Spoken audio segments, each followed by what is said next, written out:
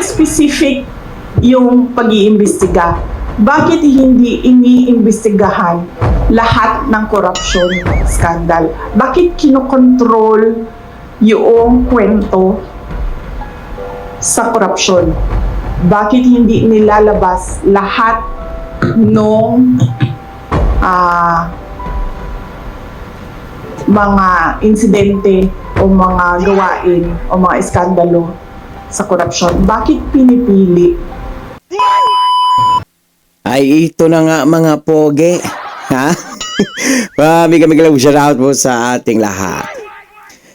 Wala pong tiwala ang ating Vice Presidente na si Inday Sara sa ginagawa nilang katramahan o investigasyon na yan. Walang patutunguhan yan. I swear, mga pogi at mga magaganda kong mga followers, subscribers. No? Walang mangyayari yan. Opo, yan po. Yan po matutunghayan natin sa video ito. Kaya kung bago naman po kayo sa aking YouTube channel, please follow, like, and share, and subscribe. So without further ado, let's begin. Next question is Pili Casingilo, ABS-CBN. So bakit, wait lang, hindi pa ako tapos pala. So bakit specific yung pag-iimbestiga? Bakit hindi iniimbestigahan lahat ng corruption scandal? Bakit kinokontrol yung kwento sa corruption? Bakit hindi nilalabas lahat nung mga insidente o mga gawain o mga iskandalo sa korupsyon? Bakit pinipili? Kaya natin nasasabi lahat na merong controlling the narrative ay dahil pinipili nila kung ano yung gusto nila investigahan. At kung kapag medyo tatamaan na o merong tatamaan o tatamaan na talaga ang Office of the President, ang administrasyon sa investigasyon, ay biglang namamatay yung investigasyon. O nawawala, o nalilibing, o nalulubog yung investigasyon. So, ibig sabihin, meron talagang pag-control sa kwento. Alright. Buenas tardes, ma'am. Yes, Yeah. ma'am. Is it true that the family and captioned headshot approached you and is asking for help, but you allegedly turned them down? No, ma'am. I never received a request for help from the family of the vlogger. And it's highly unlikely, ma'am, for us to say no, because if it's this is a matter of legal assistance, ma'am, no, because there is a case. So usually we refer it for legal advice kung meron ng abogado. So very unlikely na humindi yung Office of the Vice President. Kasi ang protocol o ang SOP namin sa opisina na kapag merong lumapit ng tulong at example, pag-assess ng tao, legal problem siya, ay hinahanapan siya or pinapartner siya sa kung sino yung abogado na pwedeng magbigay ng legal advice. Next question. Another issue po. Okay lang po. Okay. Former President GMA expanding or giving additional duties and responsibilities to the Vice President. Would you say na kulang pa ang existing duties po ninyo as VP? Meron pong bill, House Bill, si dating Pangulong Gloria Macapagal Arroyo of an OVP charter. Doon sa charter, kung makikita ninyo, nakalagay lang doon yung institutionalization ng mga units sa opisina ng Pangalawang Pangulo, at nakalagay din doon ang organizational structure. Kasi pagpasok namin, ma'am, ang nangyayari, bago lahat, lagi, walang institutional memory ang Office of the Vice President. So bago siya lahat lagi. Pagpasok ng bagong Vice President, bago ang opisina, bago ang structure, ang HR structure niya, bago ang mga units. So, ang ginawa namin, ma'am, para merong continuity sa lahat ng mga vice presidents ay ginawa namin ng charter. Dinefine namin doon na dapat merong USEC, dapat merong ASEC, ang opisina, at dapat merong mga ganito na klase ng mga units, KM, HR, legal, finance, para hindi nahihirapan yung papasok na bagong vice president. Kasama na din doon yung opisina, sana, permanent office, para hindi rin lumilipat kung saan-saan yung opisina ng Vice President. Ang pinakauna doon is that para alam ng mga tao kung nasaan ang Office of the Vice President. At pangalawa, para hindi palipat-lipat yung mga personnel ng Office of the Vice President kung saan sila titira. Dahil din kung saan sa kagustuhan ng Vice President kung saan siya ililipat. Nakalagay din doon, of course, yung security unit na naging controversial sa aking termino. At, well, yung OVP, him namin, at mga iba pang mga administration policies inside the Office of the Vice President. Kung makikita ninyo, wala kaming nilagay doon na specific project dahil ang ang function ng Vice President ay kumbaga constitutional successor. Yun lang ang only function ng Office of the ng Vice President. Pero sa atin, traditionally, ang Office of the Vice President ay binibigyan ng budget for the Vice President to decide on what his or her projects are, and then they can implement projects to complement the services of the other national government agencies. So on that note, hindi namin nilagay yun, ma'am. Kasi baka naisip ko, merong Vice President na papasok na wala siyang project, wala siyang gustong gawin, kundi maging constitutional successor lang. So ibig sabihin, mag-aantay lang siya na mawala yung presidente. Pero so far, wala pa naman tayong nakita by history, wala tayong nakita na Vice President na ganun ang gusto niya.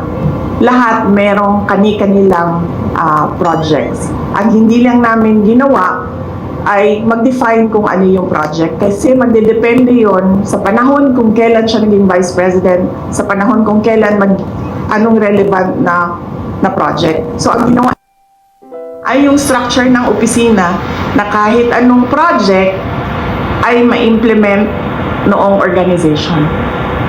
Just one last po. Yes. I don't know if you already asked for your reaction to the viral video of PGMA. The last time that she shook hands with you, and nung pagtalikod niya is parang tila sumimangot siya.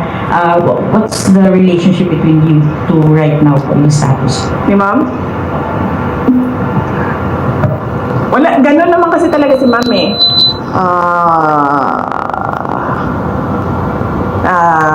Hindi lang sa akin.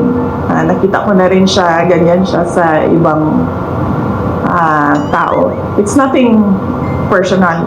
I don't think it's she's doing it on purpose, and she's doing it to express disgust or to express disapproval sa isang tao. It's not the first time she's done that. We have Ms. Camille Zamonte again, then last two questions. Ma'am, just wanna get your reaction kasi po dun sa house, binawasan po nila yung OVP budget. Ano po yung tugon nito? Kasi may mga ilang kongresista rin po na naghayag po na dapat daw pong bawasan itong budget dahil pilit nyo raw, ilang beses nyo raw po na ini-snub yung kanilang pagdinig. Isang beses lang ako hindi pumunta. Sa plenary, 2 beses. Sa plenary, 2 beses ako. Hindi pumunta sa kanila. But beyond that, as early as August, I think August 15, noong tinanong na ako kung ano yung expectations ko sa budget hearings, sinabi ko na ang expectation namin ay bawasan nila ang budget of the office of the Vice President.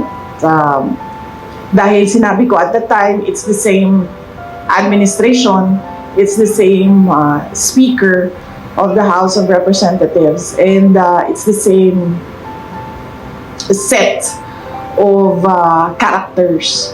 So on that point, tama nga ako sa sinabi ko noong August. Hindi man siya Last one. nakakagulat. Hindi na ako nagugulat sa House of Representatives. Last 2 questions. Sorry, Sala. baka pwede niyo pong sagutin yung sinasabi ng iba, especially Congresswoman Deli was saying that you're a brat. You would like to address that comment of her po? Oo. Ay, kasi hindi Yes. ka nga daw po sumipot sa budget. Oo. Ang administration, and that is led by Malacanang Palas, ang Makabayan, ang Akbayan, ang members of the Liberal Party, yung mga pink and yellow, and sabihin na lang natin yung 6th category, all others. Meron yan silang narrative about Inday Sara. Kung napapansin nyo, paulit-ulit lang yan na sinasabi nila. Kung ano yung, at pansinin nyo din, kung ano yung lumalabas sa bibig ng Malacanang Palas, susunod yung kanilang online service providers sa news. Whether it be fake news, bloggers, totoong news, or trolling, pare-pareho yung narrative nila. At pansinin nyo, lahat ng lumabas na mga articles, isa lang yan. Sinasabi nila, number 1, pro-China. Number 2, brat.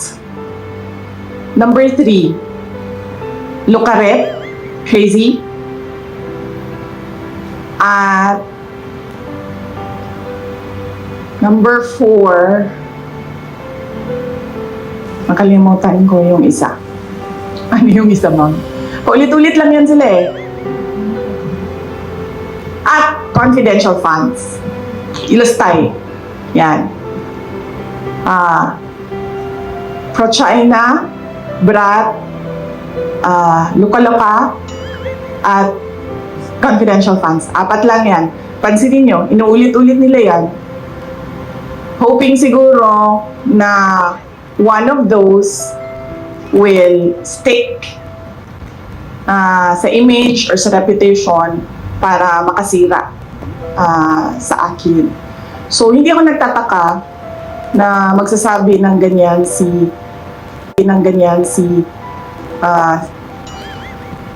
Leila de Lima. Yung word na brat, ginagamit nila lagi yan. And more than that, hindi naman kasi parent ang House of Representatives for them to say kailangan disiplinahin ang Vice President. Dahil sa totoo lang, ang tawag natin sa kanila mga buaya, di ba? Ganun yung general perception for all members of the House of Representatives. So wala silang moral ascendancy over the office of the Vice President. But going back, that's a messaging narrative of anti-Duterte. No, not anti-Duterte. Anti-Sara Duterte. Messaging narrative nila. Nasa message board yan nila. Sa mga anti-Sara Duterte. Yan, paulit-ulit yan sila. Pro-China, luka-luka, confidential funds, at barat. Ang problema kasi sa messaging nila, hindi ko na lang sabihin kasi baka matuto sila sa akin, ma'am. Ayoko, ma'am, pag sinabi ko, then matuto sila, and then makaisip sila ng bago. Wag na. Last question. So yun nga mga pogi, no? Ay talagang walang mangyayari yan. Totoo po yun. Kung nga sinasabi ng ating Vice Presidente. Okay, pag-komento po nyo yung mga opinion o reaction sa comment section ng ating video. So for now, I'm gone. God bless you. Peace. Bye-bye. Our hearts beat to the city streets. We began to feel the fire. We rise like